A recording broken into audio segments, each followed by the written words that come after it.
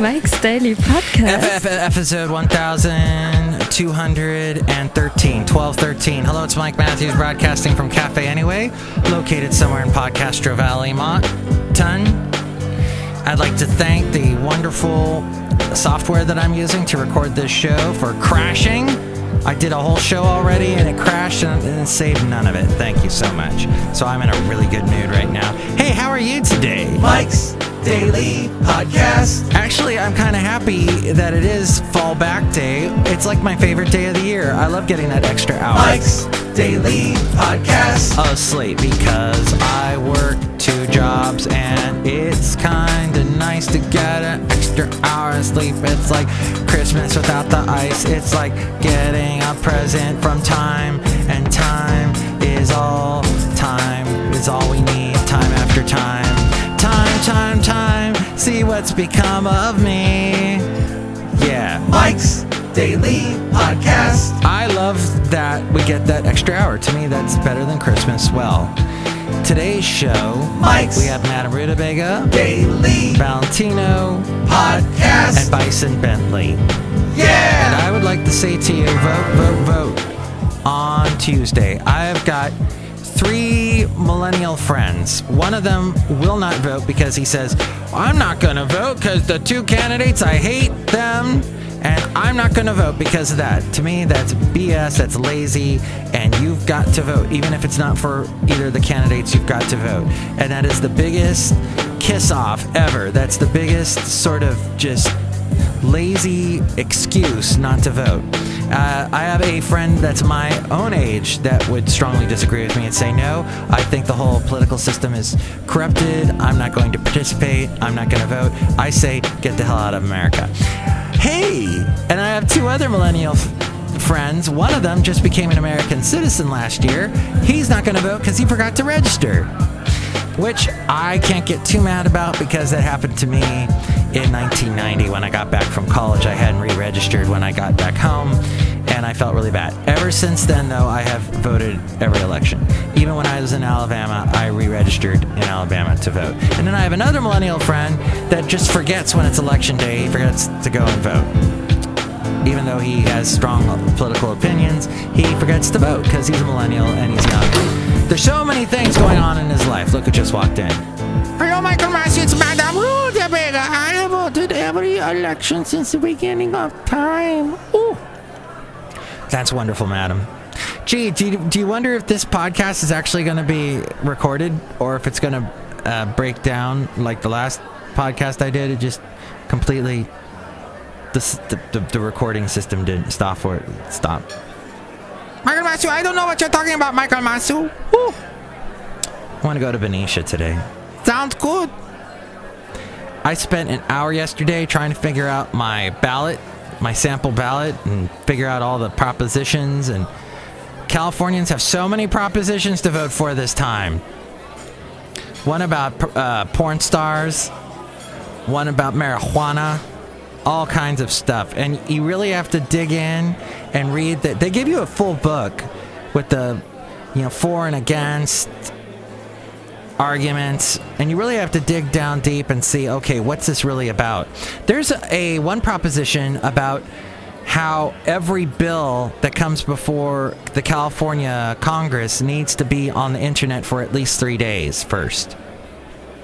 Which it sounded like a good idea at first, but then I was like, wait a minute. So I don't know. That's also very... And then there's one about the death... There's 2 about the death penalty. Wow. It's just so many. This one particular one... Look who else just walked in. This one was also about helping subsidize people so that they can live in the Bay Area, even if they can't afford living in the Bay Area. Which I thought was kind of an interesting one because I would not be living in the Bay Area if it was not for 2 things. I inherited some money from my dad, and that that the economic downturn happened and the housing prices went down for a couple of years at the beginning of this decade. So that's how I was able to move here. And I moved here about, 7 years ago now. And so now we're trying to do something where people that can't afford to live here, we're supposed to pay for their houses to live here. which is kind of an interesting proposition. Anyway, all these propositions, and of course the president, everything you got to vote for here in California. I know a lot of people, most people are not going to take the time to read the propositions. I think a lot of people, I think all these propositions may scare away quite a few Californians from voting. It'll be interesting to see. Yeah. So I don't know if that's good for Hillary, because California is supposed to be a blue state. The millennials are supposed to be voting for Hillary. I don't know if they are, because of the reasons I mentioned earlier. So it'll be interesting to see studio what happens. I had also a fun time with Basel the Boxer yesterday, walking down Podcastro Valley to the center, I guess what we call the main street of Podcastro Valley. I wanted to go get a sandwich at Mr. Pickles. But Mr. Pickles, on the weekend, of course, is run by teenagers, as is most fast food places. I worked as a teenager for a fast food place called Expressly Chicken, where we said we roasted our chicken, which was we would batter the chicken, throw it in a pressure cooker with oil, cook it, and then take it to your house. I would deliver it to your house, like I would deliver a pizza. Nope, I would deliver chicken to your house. It was this company that was just trying to get off the ground. They were hoping to do a big franchise.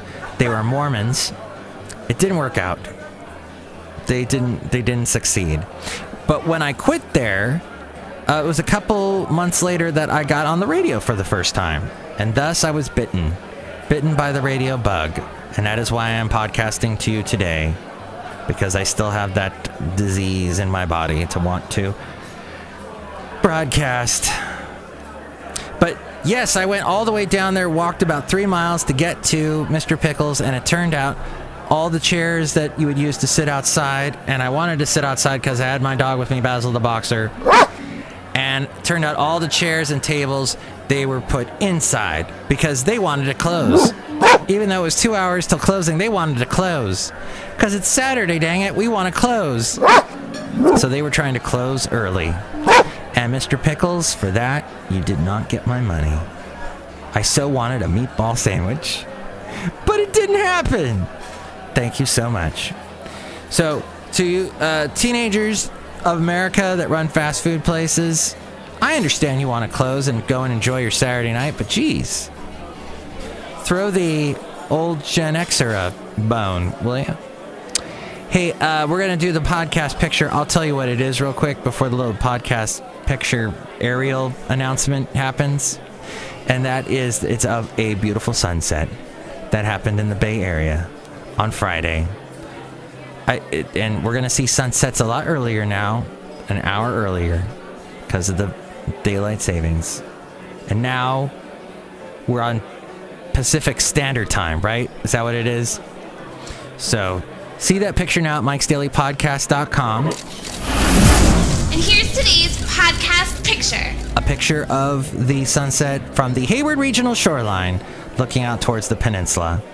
See all the past podcast pictures. You can help out the show through the Amazon link. Click on that Amazon link, buy whatever it is you're going to buy, and that helps us out. There's also a link to the PayPal. Help support the show that way. You'll get a special greeting from all the Cafe Anyway characters. And there's past interviews. I'm going to interview a band in probably, 25 minutes from now, which I will play back on a future show with a band called Autopilot. They're coming to San Francisco on the 16th. Don't know where yet, but we'll find out. And so I'll post that on a future show. Okay, let's get to the segment called Matthew's News. Matthew's News. Hey, and for all you Benicia, I'm going to go out to Benicia today with Basel the Boxer. So if you're downtown Benicia today, you'll see me walking around. I don't know, you may be listening to this later in the week, and if that's the case, then forget about it. But hey, this happened, and it was a thing that kind of had to do with the Cold War. Canadian waters have yielded their second strange case of the week. The CBC reports, that would be the the Canadian Broadcasting Company, reports that the Royal Canadian Navy is on its way to investigate a possible lost nuke believed to have been dumped off the coast of British Columbia before an American B-36 bomber crashed in 1950. Diver Sean Smiritsky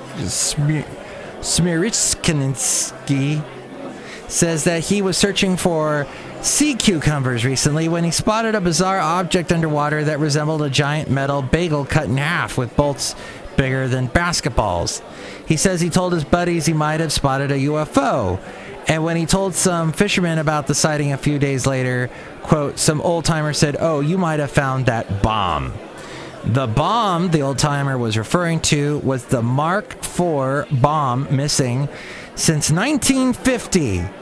It was a 1950 crash in the area of the U.S. bomber, which was returning to a base in Alaska after a mission that included a simulated nuclear bombing of San Francisco.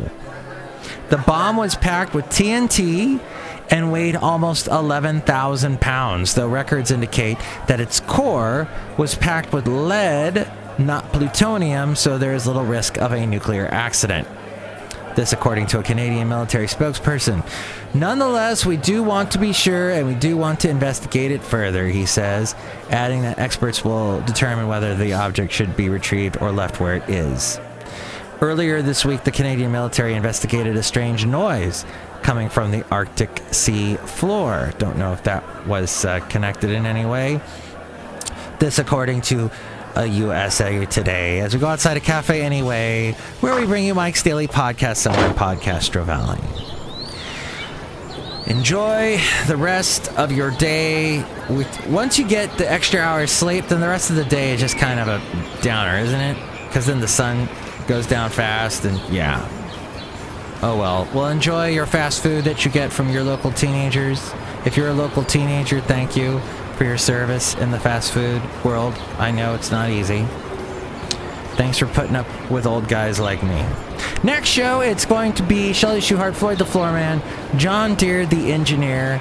If you're a Californian, break out that ballot and that ballot book today and get on it.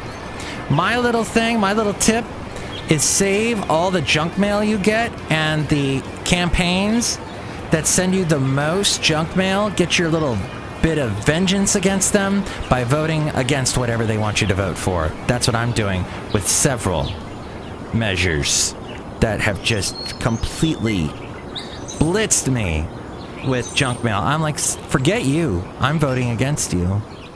And that, in fact, I was mentioning that in a past podcast about somebody that kept ringing my doorbell, and then they left and I didn't answer the doorbell, and then they left their little political ad piece of paper on my door, and I'm like, okay, thank you, I'm going to vote against this. So, and if you're someone who's promoting a campaign, yeah, maybe all that money that goes to ad campaigns and then they dump it all on the paper that they print to send to your house, or they completely blitz your TV that you're watching with the ads. Ugh. It just, all that money could be done for some kind of good thing, right?